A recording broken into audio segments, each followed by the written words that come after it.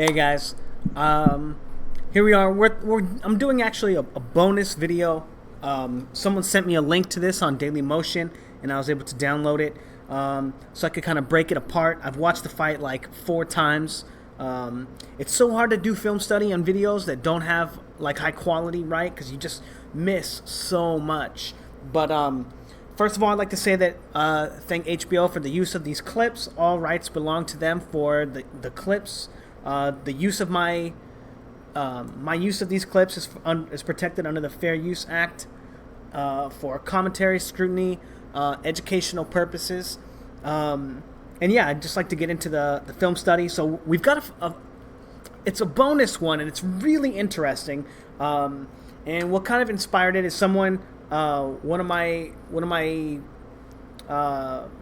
good subscribers. I don't know how to say it. Like, I'm just not my friend, but like, he always hooks me up. We always have great conversation about boxing. He sent me a link to this on Daily Motion, and I was able to download it and watch it.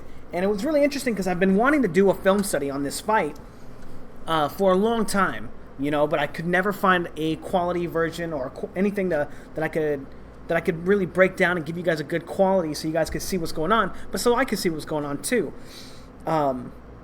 But I did finally get one, and so we're going to kind of talk about it. And to be honest, I'm not going to say, like, it's not as exciting as I thought it was going to be, right?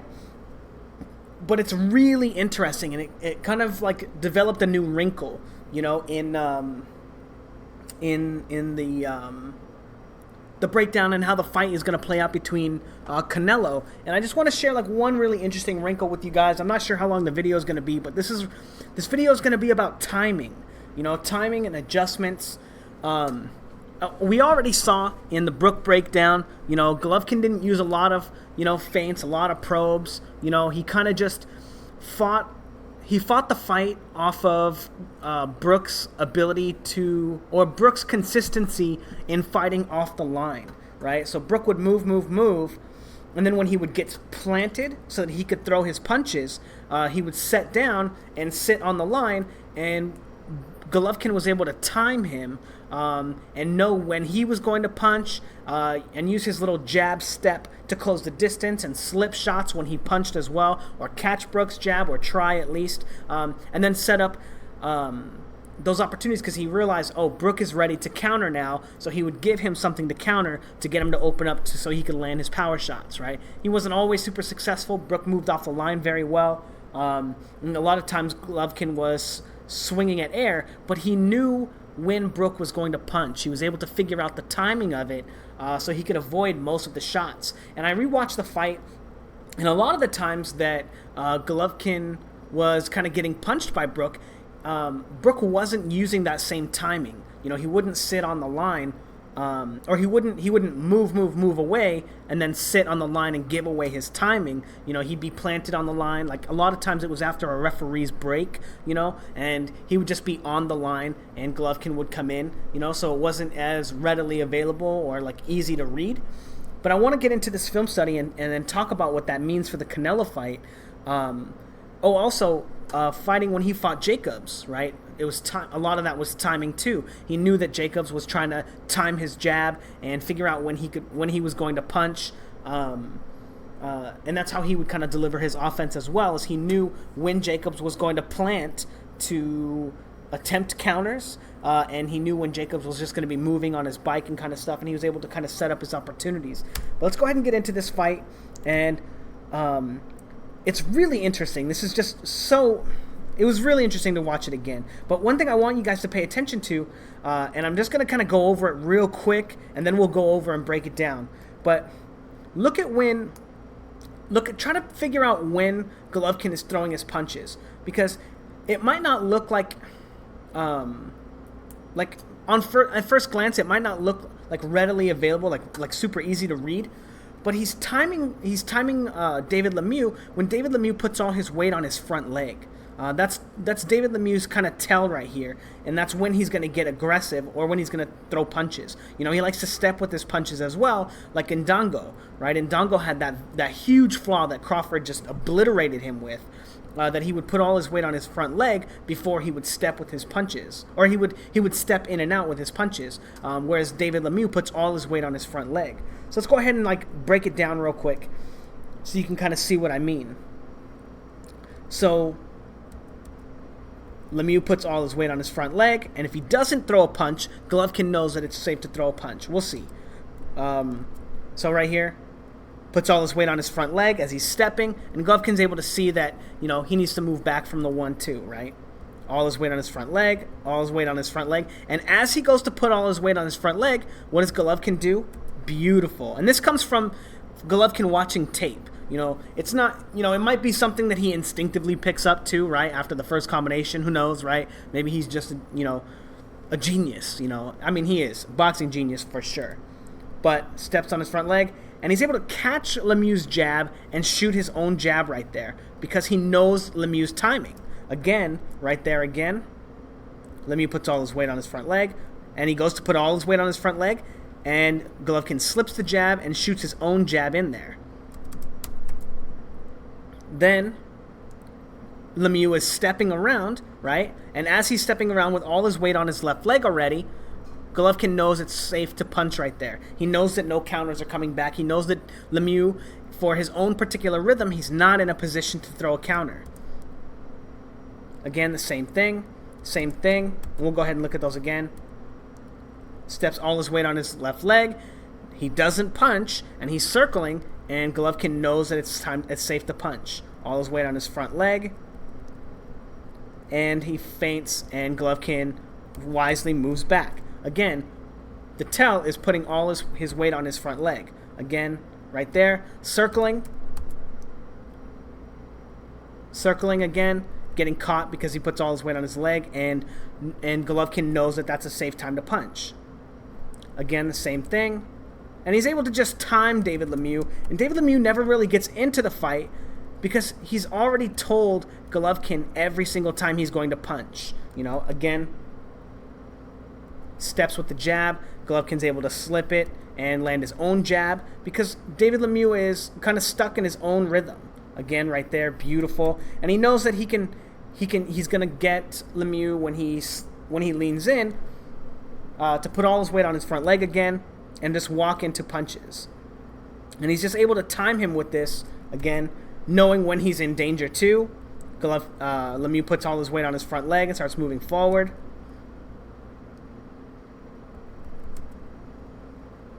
Whoops, kind of froze. I'm doing too many freeze frames. Okay, here we go. Again, timing him, knowing that when he's ready to punch and when he's not. Again, beautiful little dance between them, right? When Lemieux puts all his weight on his front leg, Golovkin gets into a defensive position and takes a step back, right? He knows that Lemieux's looking to punch then. And when he doesn't, when he just turns like he just did, again, when he turns just like he just did, Golovkin knows he's ready to, he can punch him for free. You know, it's a free point because he knows exactly when David Lemieux is going to punch. Again, right there.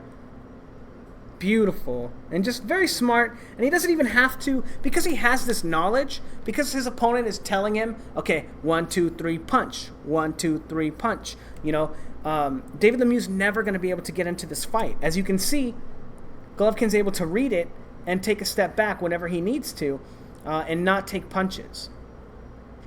Because David Lemieux, you know, being, you know, he's a pretty good fighter. You know, David Lemieux is a you know, he's a very good fighter. He's not a great fighter, right? Obviously, with like a crazy flaw like this, that, you know, just like 5 minutes of film study that you can pull apart, you know.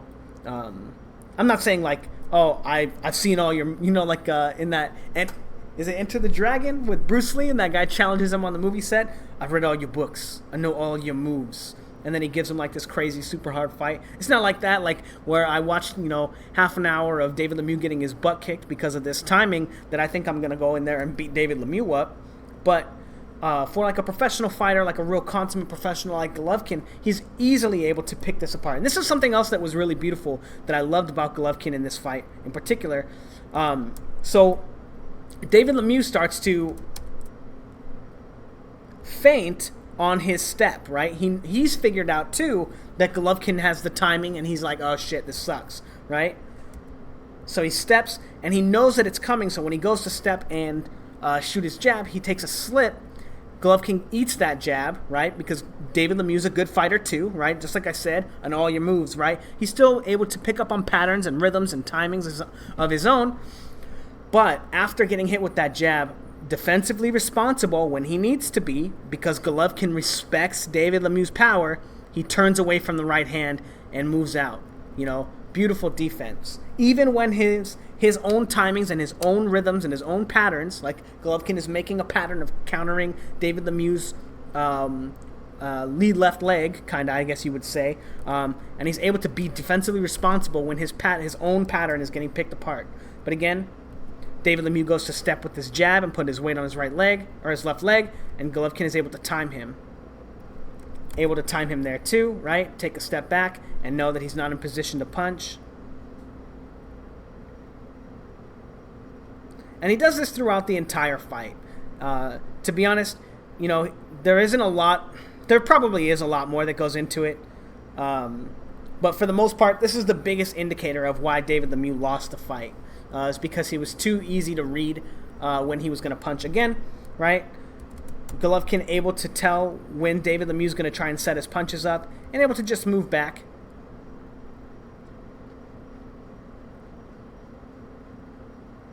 Ooh, and then baits him into a right hand. That's beautiful.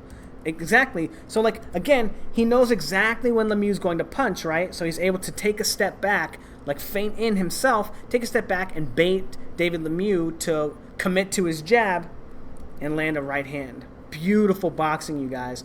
And now you guys might be wondering, oh yeah, but Canelo doesn't have this flaw. Canelo's really fluid with his punches. Canelo's this. You know, that's cool, man. Whatever. I'm about to show y'all. No, I'm just kidding. I know you guys are good. You guys are smart viewers and stuff. Oh, yeah. And thanks to everybody who comments. You know, just be nice in your comments. If you want to debate or discuss, or you see something that I don't see, I'm more than happy to discuss stuff or like talk about more intricate stuff about boxing. Oh yeah, this is really interesting, and I might do a film study on this. You know, and it's really interesting when you fight, when you move up in competition. A lot of times people kind of get froze, you know, and they don't use their highest level skills against their opponent. And sometimes people think that that's a result of their opponent taking those skills away, but a lot of times it's just them giving their opponent too much respect, you know. And God, I'm hoping to do some boxing videos before the Golovkin fight. I'm gonna try and push out 5 extra videos this weekend. If I can get like 3 people together. I know my one friend is down and just needs somebody to record. But I'll be talking about a lot of stuff in those fights.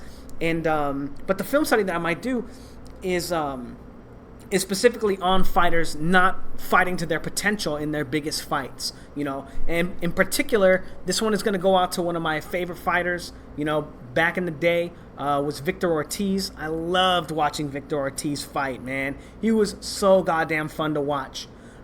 Again, not like a big clincher, likes to come in, fight on the inside, you know, fast, punches hard, you know. Not the highest level, not the greatest fighter, you know, but you don't have to be a great fighter for me to be a fan of yours. I'm a fan of Canelo, in spite of the fact that, like, I don't think he's going to beat Triple G. I'm a huge fan of Canelo. I never miss Canelo fights. Never. But limited, like in a little ways that, oh man, I'm kind of rambling. You know, my bad, guys. My bad. I'm a fan of Canelo. I like this guy. But what we're going to take a look at now in this next video clip is some of the ways that Canelo is going to be able to be timed. You know, so I want you to look for similarities real quick to David Lemieux and how David Lemieux was setting up his punches, right? Or throwing his punches, rather. You know, notice as Canelo is about to throw his punches, he gets all his weight on his left leg and he leans into it, you know, and it's very similar. It's not nearly as bad as David Lemieux, but it's still a timing that he gives away, right? Now let's go ahead and take a look at that. So they come together, right? And he leans forward, left leg, leans forward, and he leans on it and then throws his jab, right? Oh, fuck you, video. Come on. Leans. Oh, and that's interesting too, watch. And we'll talk more about this later. Liam Smith punching right there. But leans throws a left hook, leans, and throws a jab. All his weight on his lead left leg, and then leans in and throws a jab, and throws a combination. Leans, throws a jab, leans, throws a jab. All his weight on his, again, whoops. All his weight on his front leg, throws a jab. All his weight on his front leg, throws a 1-2. All his weight on his front leg, throws a feint. All his weight on his front leg. I don't know if I'm getting repetitive and shit, but we are gonna go through this whole round, and we're only talking about like not punch selection, you know, not how you set your punches up with other punches, not like feints, not and stuff, you know, but actual like fighter tells, you know, flaws in fighters, you know, and this goes in like a completely separate category from most of the things that I usually talk about in my boxing, but again, leans on his front leg, shoots a jab. Again, all his weight on his front leg. And you can see him rocking from one side to the other. And look at that. You know, Liam Smith sees him all his weight on his right leg and decides to throw a combination. And we'll talk more about that in a minute too. And then all of that little combination that Liam Smith threw when Canelo was on his right leg set up that whole flurry for him right there. Again, rocking from one side to the other, weight on his left leg, shoots a combination. Right? Leaning, combination. Leaning, combination. Oh, just a punch. Leaning on his left leg. And if you watch the way that his rhythm is, again, shooting off of his front leg. And then all his weight on his right leg, right? And as he rolls back, Liam Smith saw, oh, this is my opportunity to throw a punch. Again, Liam Smith now starting to get the timing too, right? Leaning. Oh, didn't throw a punch though.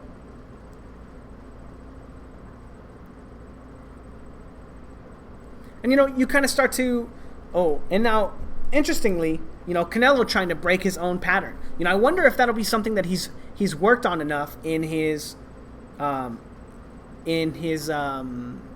with Chavez. You know, I'm not sure. I don't really know. You know, I do have the fight, but I can't show it, so I'm not going to try and use that as any evidence, you know, like just be talking a bunch of bullshit, you know. But again, and now he sets up a combination off of it because Liam Smith is figuring it out too. Leaning on his left leg. And again, you know, you guys are getting the point, right? He leans on his left leg before he throws any real punches. You know, again, leaning on his left leg. Misses that one. So we're going to go ahead and we're going to get to the end of round 3, right? And this is really interesting because Liam Smith really starts to pick Canelo apart with that strategy, right? So sees that his weight is on his right leg. Sees how Canelo rolls back onto his right leg, right? And what does he do? He shoots a jab, you know? Canelo doesn't come back with any counters. You know, he tries to counter after the fact, after he puts all his weight on his left leg. Tries to time him in between his own motion, rocking, coming in as he rocks forward, landing a shot. And it kind of, you know, because he's getting kind of timed right here, it's kind of freezing Canelo. Ooh, again, right? Rocks to his right, and Liam Smith says, oh, I'm going to punch because he's not in his rhythm, right? His rhythm for punching.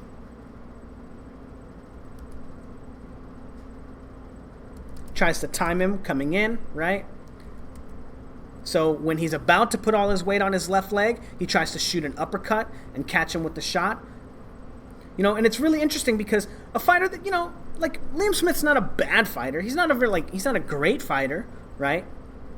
But he's able to pick up on these tactics as well, you know, and figure out ways to time Canelo, you know. So a fighter like Triple G, who was able to time Lemieux for however long that fight went, 6, 7, 8 rounds, I'm not sure, and just batter him for the whole fight, timing him like that, you know, and the way that he was able to use it against Brook.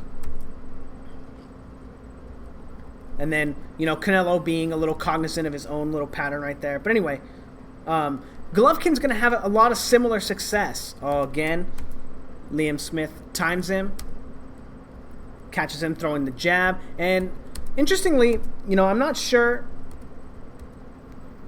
if I think Canelo was throwing that one a little bit off rhythm.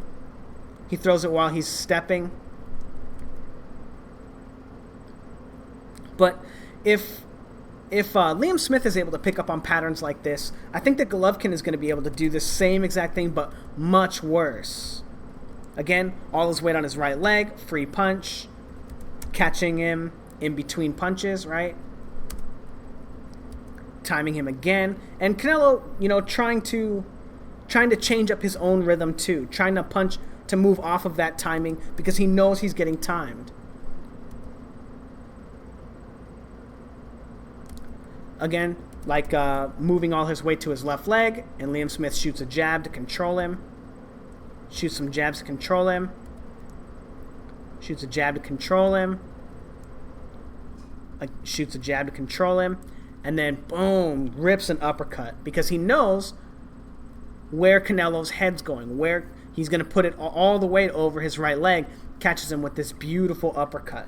You know, beautiful boxing. You know, and I'm really surprised, you know, at Liam Smith. You know, being able to pick that up and then set that shot up. You know, it kind of gets caught right there, I think. But it's not important.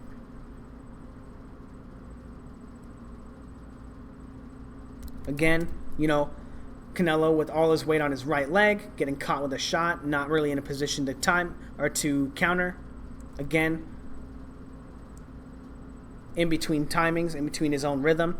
You know, and I just think that's really interesting. You know, and I wonder if, number one, if Golovkin remembers this timing from sparring Canelo, right? If he remembers that timing and he's going to be looking to exploit it, because we've seen what Golovkin can do to Jacobs, right? Figuring out the patterns and the rhythms that he's trying to set up, or the strategy that he's trying to set up in one round, taking away and stopping him from being able to be successful with his entire game plan for the fight.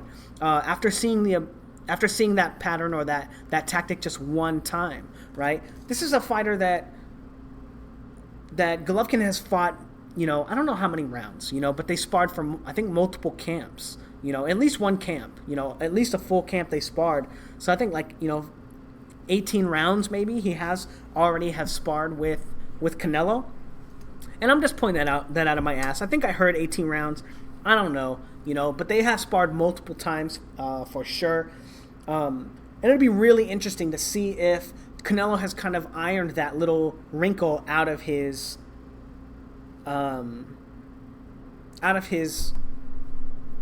craft, as I'll say. You know, the way that you throw punches, the way that you move, the way that you do everything that you do is part of your craft. You know, Golovkin's craft is like, you know, shooting the jab and covering his chin with his left arm and covering his whole right side of his face with his right arm, and then shooting a right hand over the top. You know, part of his craft. You know, the way that he, you know, you guys get it. But anyway, I wonder if that timing, if he hasn't ironed it out, how much of a factor it's going to be in the fight with Triple G, because of the fact that, because of the way that he was so easily able to you know, completely alienate Lemieux from the fight. You know, he just dominated Lemieux and was able to keep him out of the fight, you know, for all 8 rounds based on this one timing. You know, all his weight on his right leg. He knows when he's going to punch and just takes a step back. You know, just beautiful boxing from him. And, yeah.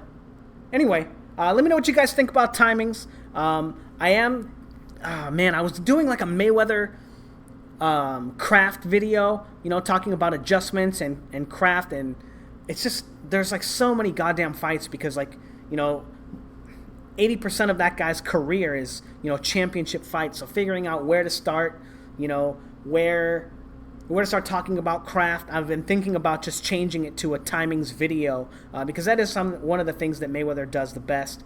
But and I could do that like much easier. But anyway, let me know what you guys think in the comments. And again, thanks for all the support. Leave your comments if you want to discuss boxing in a civil way, man. I love to talk about boxing. I love boxing. So leave your comments. Thank you for subscribing. I really appreciate it. Yeah, thanks, guys.